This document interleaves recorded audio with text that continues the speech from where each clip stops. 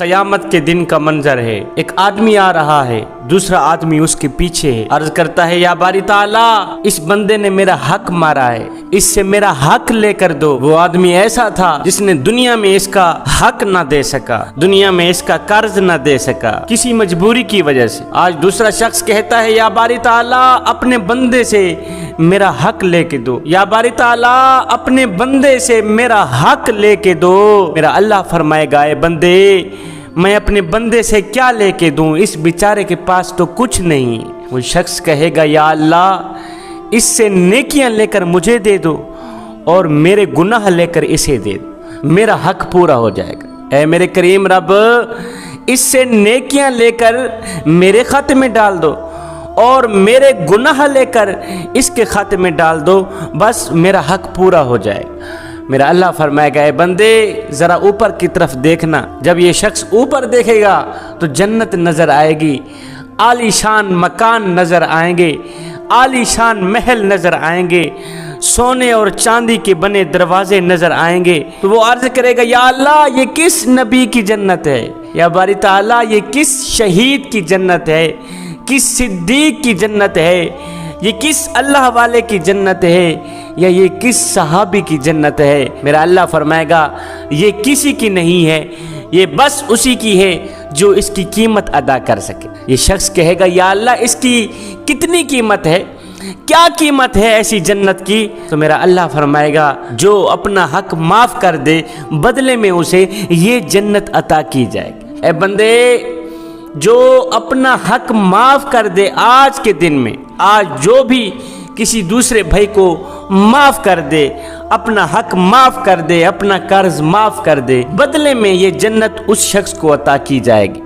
یہ جنت اسی معاف کرنے والے کو عطا کی جائے گی۔ وہ عرض کرے گا یا باری تعالیٰ میں نے اسے معاف کیا، مالک میں نے اسے معاف کیا، میں نے اسے معاف کیا، بس بدلے میں مجھے یہی جنت عطا کر دو۔ اب جو عورتیں اپنے خامد کو دین کی راہ میں آگے بڑھائیں گی، دین کے لیے آگے بڑھائیں گی اور اپنا حق معاف کر دیں گی، جو کہیں گی جاؤ دین کی راہ پہ قربان ہو جاؤ، دین کے لیے سب کچھ کرنے کی کوشش کرو، ہماری ٹینشن مت لینا، ہمارے اخراجات کی پریشانی مت لینا، ہمارے کھانے پینے کی پریشانی مت لینا، جاؤ ہم نے تمہیں دین کے لیے قربان کر دیا ہے۔ ایسی عورتیں جو اپنے خامد کو دین کی راہ پہ ڈال دیں، دین کے لیے آگے بڑھائیں اور اپنا حق اپنے شوہر کو معاف کر دیں، ایسی عورتوں کا بدلہ اللہ تعالیٰ اپنے خزانوں سے دے گا۔ جیسے حضرت اسماء رضی اللہ تعالیٰ عنہا نے معاف کیا تھا اپنے خامد کو، جیسے اپنے شوہر کا حق حضرت اسماء نے معاف کیا، کہا جاؤ دین کے لیے قربان ہو جاؤ، میرے لیے پریشان مت ہونا، میرے کھانے کی فکر مت کرنا، میرے پینے کی فکر مت کرنا، اے میرے سرتاج میں نے تمہیں دین کے لیے قربان کر دیا ہے، اپنے شوہر کو دین کے لیے آگے بڑھایا ہے۔ زندگی میں طرح طرح کی پھر پریشانیاں آئیں، طرح طرح کے دکھ آئے، زندگی میں غربت آئی، غربت پھر اس طرح کی آئی کہ ایک دن پڑوسن ایک یہودیہ عورت نے ایک بکری ذبح کی۔ جب بکری ذبح کی تو اس کا گوشت پکانا شروع کیا۔ اب جب گوشت کی خوشبو اٹھی تو حضرت اسماء کہتی ہیں میں بے تاب ہو گئی، مجھے بھوک لگی ہوئی تھی، میں نے سوچا کہ آگ لینے اس کے گھر جاتی ہوں، ہو سکتا ہے اس بہانے وہ ایک آدھی بوٹی مجھے بھی کھلا دے۔ حضرت اسماء کہتی ہیں میں اس کے گھر آگ لینے گئی، لیکن اس اللہ کی بندی نے پوچھا بھی نہ کہ تو نے کچھ کھانا بھی ہے یا نہیں، کھانے کا پوچھا ہی نہیں، آگ اٹھائی پکڑا دی۔ حالانکہ میرے گھر میں تو تن کا بھی پکانے کے لیے نہیں تھا، میں آگ کو کیا کرتی، میں نے آگ پھینک دی اور گھر آ کر بیٹھ گئی۔ پھر ناک میں گوشت کی خوشبو پڑی تو پھر صبر نہ آیا، بڑے عرصے کی ترسی ہوئی تھی، میں نے گوشت نہیں کھایا تھا، آج بار بار دل چاہ رہا تھا کہ گوشت کھاؤں، پھر بھی بیٹھے بیٹھے صبر نہ آیا، میں اٹھی آگ لینے اس کے گھر گئی۔ اس عورت نے مجھے آگ دے دی لیکن کھانے کا پوچھا بھی نہ، میں نے آگ لے کر پھینک دی، گھر آئی تھوڑی دیر بیٹھی لیکن پھر بھی صبر نہ آیا، پھر میں گھر سے اٹھی اس یہودی عورت کے گھر گئی آگ لینے۔ ہائے یہ منظر میرا اللہ دیکھ رہا ہے، یہ منظر فرشتے دیکھ رہے ہیں، میرے اللہ کی رحمت کو ایک دم جوش آیا۔ حضرت اسماء فرماتی ہیں میں تیسری بار پھر اس کے گھر گئی، اس نے آگ پکڑا دی، کھانا نہ دیا، ایک آدھی بوٹی نہ دی، मैं खाली हाथ वापस चली आई। इधर से मैं घर आई, उधर से उसका शोहर यहूदी घर में आया। यहूदी आया खाना खाने के लिए। बीवी ने गोश्त का प्याला उसके सामने रखा। उसने पूछा कि मुझसे पहले मेरे घर में कोई और भी आई है? उसने कहा जी जी, ये सामने वाली पड़ोसन औरत घर में आई थी, 2-3 मरतबा आग लेने के लिए आई है। यहूदी ने कहा पहले एक प्याला गोश्त का उठाओ, जाओ पड़ोसन के घर दो, बाद में मैं खाता हूँ। पहले पड़ोसन को खिलाओ, उसके बाद मैं खाऊंगा। हज़रत अस्मा कहती है कि मैं अपने कमरे के अंदर बैठी रो रही थी, इतने में बाहर से किसी ने दस्तक दी। मैंने दरवाज़ा खोला के देखती हूँ वही यहूदिया औरत गोश्त का एक प्याला लेकर आई हुई है देने के लिए। हज़रत अस्मा कहती है उस वक़्त की ये नेमत मेरे लिए दुनिया की सारी नेमतों से अफजल थी। हाय, उस यहूदी शख्स ने हज़रत अस्मा के घर में एक प्याला गोश्त का दिया। मेरे अल्लाह की रहमत को जोश आया, मेरे अल्लाह ने उसे ईमान की दौलत अता कर दी, ईमान अता कर दिया। जवानों, दीन ऐसे नहीं फैला बल्कि इसके पीछे बहुत सी कुर्बानियाँ दी गई हैं। सहाबा की माएँ भी अगर हमारी माओं की तरह करती और कहती कि बेटे मेरी आंखों के सामने रहो, कहीं ना जाओ, अगर बीवियां कहती कि बस मेरे हक अदा करो, अगर सहाबा की बीवियां भी ऐसे ही होती तो आज हम तक इस्लाम हरगिज़ ना आ सकता।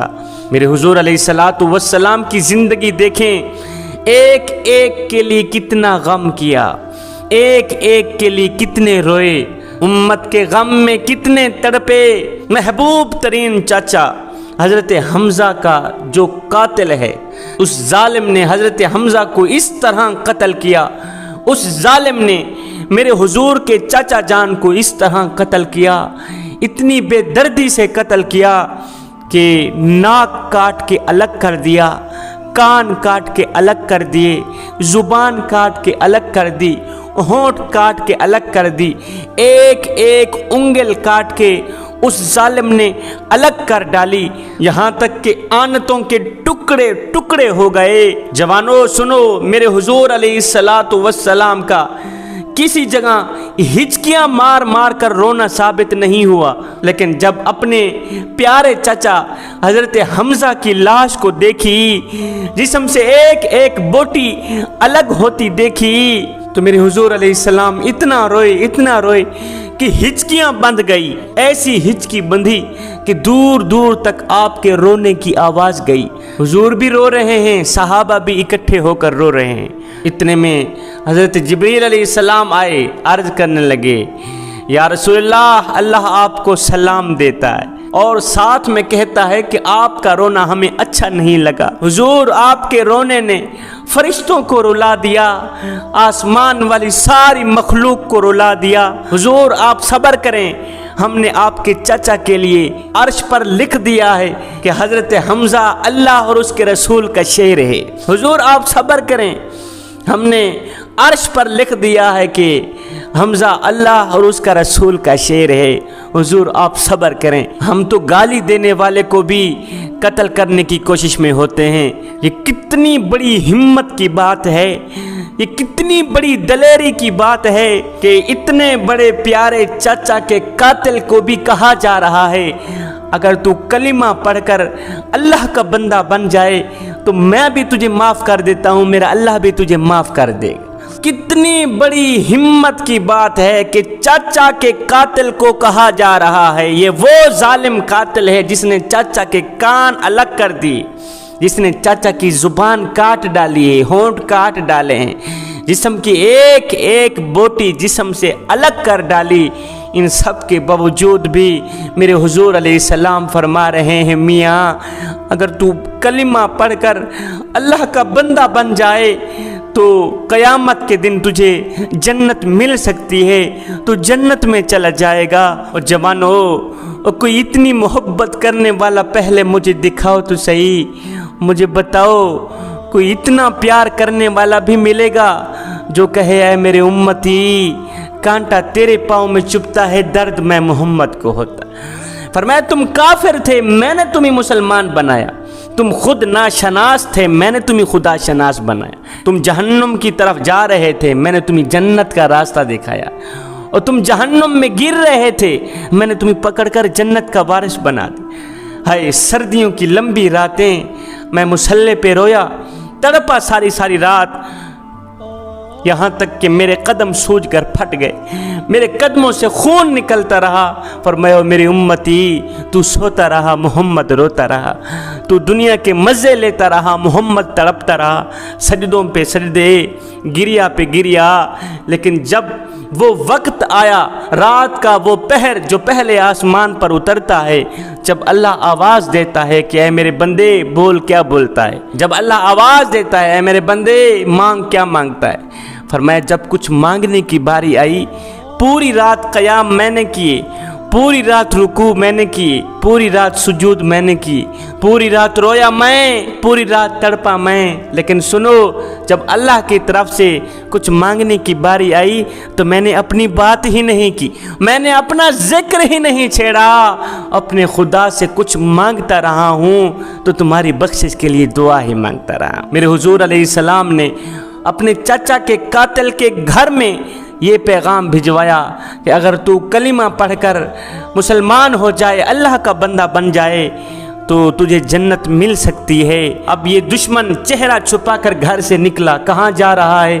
حضور علیہ السلام کے پاس جا رہا ہے، کیا کرنے؟ کلمہ پڑھنے۔ میرے حضور علیہ السلام صحابہ کے ہمراہ بیٹھے ہوئے ہیں، اب یہ چاچا کا دشمن ایک دم سامنے آیا، سب کے سامنے آیا، میرے حضور علیہ السلام کے سامنے کھڑے ہو کر اس دشمن نے چہرے سے کپڑا ہٹا کر فوراً ہی پڑھا، اشہد اللہ الہ الا اللہ وحدہ لا شریک لہ واشہد ان محمدًا عبدہ ورسولہ۔ جب اس ظالم دشمن نے چہرے سے کپڑا ہٹایا تو صحابہ نے تلواریں نکال لی، تو آپ نے صحابیوں کو فرمایا صحابیوں پیچھے ہٹ جاؤ، پیچھے ہٹ جاؤ، ایک آدمی کا مسلمان ہو جانا میرے نزدیک ہزاروں کافروں کو مارنے سے زیادہ عزیز ہے، ایک آدمی کا مسلمان بن جانا۔ اب میرے حضور علیہ السلام نے اس وحشی کو کہا کہ 7 سال گزر چکے ہیں، میرے چچا کے قتل کا زخم ابھی تک تازہ ہے، جب وہ منظر میرے سامنے آتا ہے تو میں رونے لگ جاتا ہوں۔